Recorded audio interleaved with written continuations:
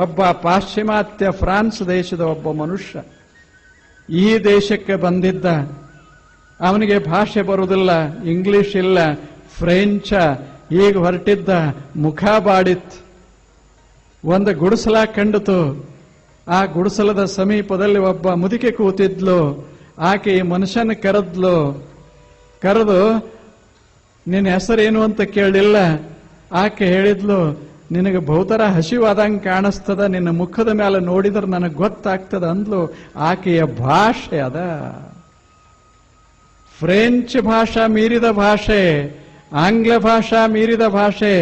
ಕಣ್ಣನ್ನ ಮುಖವನ್ನ ನೋಡಿ ಹಸದಾನ ಅಂತ ತಿಳ್ಕೋತಾಳಲ್ಲ, ಇದ್ಯಾವ ಭಾಷೆ? ಪ್ರೇಮದ ಭಾಷೆ ಇದ. ಕೂಡಿಸಿದ್ಲು, ಬಿಸಿ ಬಿಸಿ ಹಾಲ ಕೊಟ್ಲು, ಹಣ್ಣ ಕೊಟ್ಲು. ಆ ಬಳಿಕ ಅವನ ತಲೆ ಮೇಲೆ ಕೈ ಇಟ್ಟು ಹೇಳಿದ್ಲು, ಯಾವಾಗ ಈ ದಾರ್ಯಾಗ ಬರ್ತೀಯಲ್ಲ, ಹಸದ ಬಾ, ನನ್ನಲ್ಲಿ ಹಾಲಿರ್ತದ ಅಂತ. ಇದು ಪ್ರೇಮ. ಆತ ಬರದಾನ ತನ್ನ ಪುಸ್ತಕದಲ್ಲೇ, ನಾನು ಪ್ರೇಮ ಅನ್ನುವ ಅದ್ಭುತ ಸಂಪತ್ತನ್ನ ಕಂಡದ್ದು ಭಾರತ ದೇಶದ ಹಳ್ಳಿಯೊಳಗ. व्यायाम के बारे में जो विचार का निष्कर्ष है 10 से 20 मिनट कंट्रोल में लेके आएंगे और पूरी बॉडी की ट्यूनिंग अच्छी होगी. कैसे? एक तरफ हाथ, दूसरी तरफ हाथ.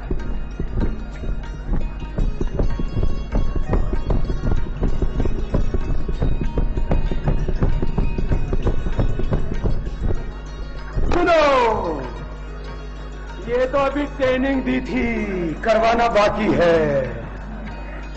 अच्छा सुनो, ये जो बड़े बड़े क्रिकेटर्स होते हैं ना, एक्टर एक्ट्रेस होते हैं, मॉडल होते हैं, इनके जो फिजिकल ट्रेनर है, पता है कितने फीस लेते हैं? करोड़ों में लेते हैं. और सिखाते क्या है? हाथ की एक्सरसाइज कैसे करना, ये मसल्स को कैसे अच्छा बनाना, ये मसल को कैसे अच्छा बनाना. बाबा जी के मसल अच्छे नहीं है? बड़े वो सुपर है बाबा. देखो, ये इस मसल को कैसे अच्छा बनाना, इसको कैसे अच्छा बनाना, इसको कैसे करना, इसको एक एक मसल को ना ट्यूनिंग करते हैं. तो हमने आपके सारे मसाज की ट्यूनिंग कर दी है. ये तो एक व्यायाम है, फिर दूसरा, तीसरा, 3 चरण है व्यायाम के. 3 चरणों में 3 स्टेप्स में पूरा होगा. तो एक चरण पूरा हुआ अभी. तो ये मैं कह रहा था ना, मैं आपका फिजिकल ट्रेनर हूं, स्पिरिचुअल ट्रेनर भी हूं, रिलीजियस ट्रेनर भी हूं, और ये सब सिखाता हुआ आपको राष्ट्रीयता का बोध भी कराता हूं. वो सब कुछ होगा. सुनो, पहले से शुरू करते हैं. अब जो बुजुर्ग है उनको धीरे धीरे करना है, और जो जवान है उनको तेज करना है. ठीक है? करने के लिए तैयार है? तो 12 अभ्यास. कितनी देर लगेगी? 5 मिनट. 5 मिनट में पसीना आएगा सबको. लेकिन जो जवान है वे मेरा साथ निभाना, जो बुजुर्ग है वो धीरे धीरे करना. ठीक है? तैयार सब?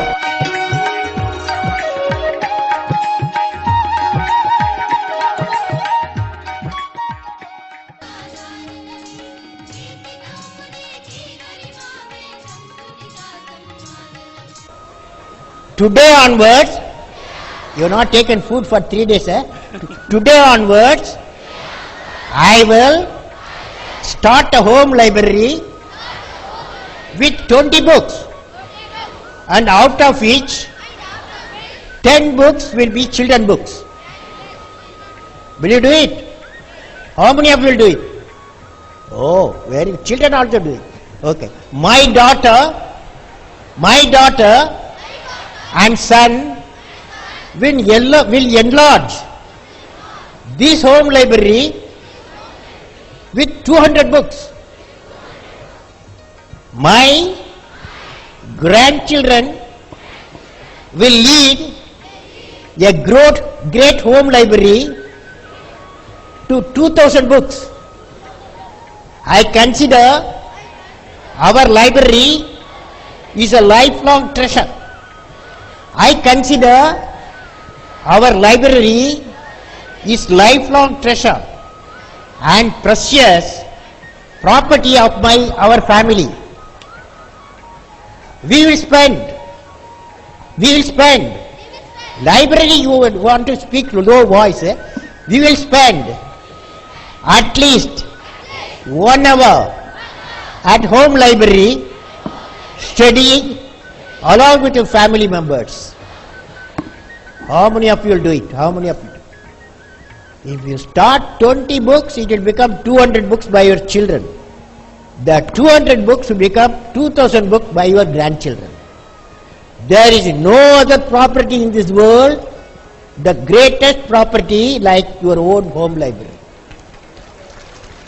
ಐತಿಹಾಸಿಕ ಕಲಬುರಗಿ ಕಂಪು ಕಾರ್ಯಕ್ರಮದ ನಂತರ ಕೊತ್ತಲ ಬಸವೇಶ್ವರ ಭಾರತೀಯ ಶಿಕ್ಷಣ ಸಮಿತಿ ಸಮಗ್ರ ಹೈದರಾಬಾದ್ ಕರ್ನಾಟಕದ ವಿಕಾಸಕ್ಕಾಗಿ ವಿಕಾಸ ಅಕಾಡೆಮಿ ಅನ್ನುವ ಒಂದು ವಿಶ್ವಸ್ತ ಮಂಡಳಿಯ ಮುಖಾಂತರ ಪ್ರತಿ ಜಿಲ್ಲೆ ಸ್ವತಂತ್ರವಾಗಿ ತನ್ನ ವಿಕಾಸಕ್ಕೆ ಪ್ರಯತ್ನ ಮಾಡಬೇಕು ಅನ್ನುವ ದೃಷ್ಟಿಯಿಂದ ಮಾಡುವ ಒಂದು ವಿನೂತನವಾದಂಥ ವ್ಯಾವಹಾರಿಕ ಪ್ರಯೋಗ. ವಿಕಾಸದ ಒಂದು ಕಾರ್ಯವನ್ನು ಒಬ್ಬ ವ್ಯಕ್ತಿ, ಒಂದು ಸಂಘಟನೆ ತಾನೇ ಎಲ್ಲವನ್ನೂ ಮಾಡಲಿಕ್ಕೆ ಸಾಧ್ಯವಿಲ್ಲ. ಆ ದೃಷ್ಟಿಯಿಂದ ಅನೇಕ ಉತ್ತಮ ವ್ಯಕ್ತಿಗಳು ಮತ್ತು ಈ ಕಾರ್ಯದಲ್ಲಿ ತೊಡಗಿರ್ತಕ್ಕಂಥ ಅನೇಕ ಶ್ರೇಷ್ಠ ಸಂಘಟನೆಗಳನ್ನು ಜೊತೆಯಲ್ಲಿ ಗೂಡಿಸಿಕೊಂಡು ವಿಕಾಸದ ಹಾದಿಯಲ್ಲಿ ದಾಪುಗಾಲು ಹಾಕಬೇಕೆನ್ನುವುದೇ ನಮ್ಮ ಗುರಿಯಾಗಿದೆ. ಆ ದಿಕ್ಕಿನಲ್ಲಿ ಈಗಾಗಲೇ ಕಾರ್ಯ ಪ್ರಾರಂಭವಾಗಿದೆ. ಬರುವ 3 ವರ್ಷಗಳಲ್ಲಿ ಕನಿಷ್ಠ ಬೇರೆ ಬೇರೆ ಕ್ಷೇತ್ರಗಳಲ್ಲಿ ಅನೇಕ ವ್ಯಕ್ತಿಗಳು, ಸಂಘ ಸಂಸ್ಥೆಗಳು ಈ ಪ್ರದೇಶದಲ್ಲಿ 10 ಕೋಟಿ ರೂಪಾಯಿಗಿಂತ ಹೆಚ್ಚಿಗೆ ಹಣವನ್ನು ಈ ಭಾಗದ ವಿಕಾಸಕ್ಕಾಗಿ ಸ್ವಪ್ರೇರಣೆಯಿಂದ ತೊಡಸ್ತಕ್ಕಂಥ ಒಂದು ಯೋಜನೆ ರೂಪಿತವಾಗಿದೆ.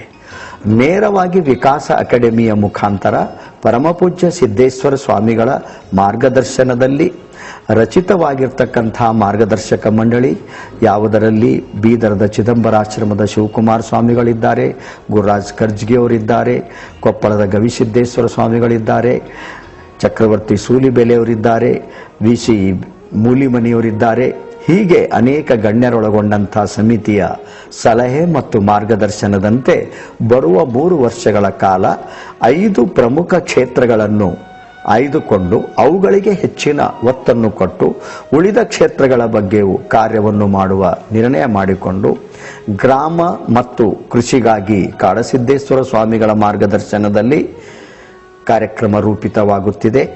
ಅದೇ ರೀತಿ ಶಿಕ್ಷಣ ಕ್ಷೇತ್ರಕ್ಕೆ ಗುರುರಾಜ್ ಕರ್ಜ್ಗಿ ಅವರ ಮಾರ್ಗದರ್ಶನದಲ್ಲಿ ಕಾರ್ಯಕ್ರಮ ರೂಪಿತವಾಗ್ತಾ ಇದೆ. ಅದೇ ರೀತಿ ಯುವಕರಿಗಾಗಿ ಚಕ್ರವರ್ತಿ ಸೂಲಿಬೆಲೆಯವರ ಮಾರ್ಗದರ್ಶನದಲ್ಲಿ ಕಾರ್ಯಕ್ರಮ ರೂಪಿತವಾಗ್ತಾ ಇದೆ. ಕೊಪ್ಪಳದ ಗವಿಸಿದ್ದೇಶ್ವರ ಮತ್ತು ಬೀದರದ ಚಿದಂಬರಾಶ್ರಮದ ಸ್ವಾಮಿಗಳ ಮಾರ್ಗದರ್ಶನದಲ್ಲಿ ಆರೋಗ್ಯಕ್ಕೆ ಸಂಬಂಧಪಟ್ಟಂತೆ ಕಾರ್ಯಕ್ರಮ ರೂಪಿತ ಆಗ್ತಾ ಇದೆ. ಉಷಾ ಶರ್ಮಾ ಅವರ ಮಾರ್ಗದರ್ಶನದಲ್ಲಿ ಮಹಿಳೆಯರಿಗೆ ಸಂಬಂಧಪಟ್ಟಂಥ ಕಾರ್ಯಚಟುವಟಿಕೆಗಳ ಬಗ್ಗೆ ಕಾರ್ಯಕ್ರಮ ರೂಪಿತವಾಗ್ತಾ ಇದೆ. ಹೀಗೆ ಈ 5 ಕ್ಷೇತ್ರಗಳಿಗೆ ಒಂದು ಮಹತ್ವದ ಒತ್ತನ್ನು ಕೊಟ್ಟು ಸಮಗ್ರ ವಿಕಾಸದ ಕನಸನ್ನು ಭೂಮಿಗೆ ತರಲು ಒಂದು ವಿಶಿಷ್ಟ ಪ್ರಯತ್ನ